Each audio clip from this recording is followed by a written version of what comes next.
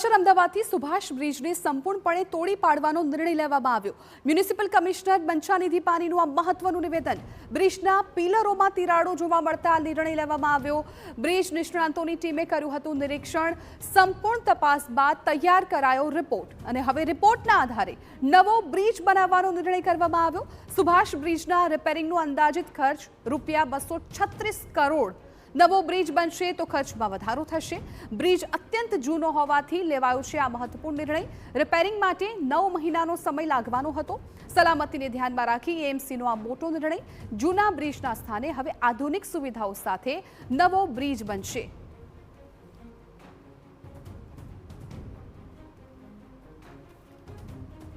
આવી શકે એટલે એના અનુસંધાને આ તમામ એક્સપર્ટ્સના ઓપિનિયન સર્વસંમતિથી એવું છે कि जे जूना पियर्स है, जूना जे सबस्ट्रक्चर है एने कम्प्लीटली रिमूवल करीने एना ऊपर ब्रिज बनाववामां आवे तो लांबा गाळा माटे आ खूब उत्तम निर्णय हशे।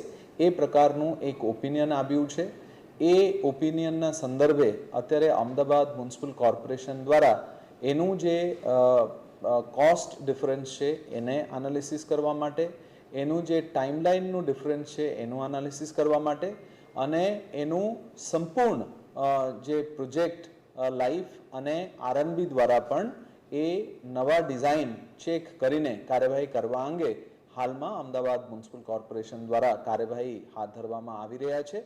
આગામી દિવસોમાં ઇમિડિયેટલી આ કામગીરી પૂર્ણ કરવામાં આવે એ Ahmedabad municipal corporation Subhash bridge જે છે એના ઉપર खूब झड़पथी काम थाय एना माटे त्वरित कामगीरी करी रह्या छे।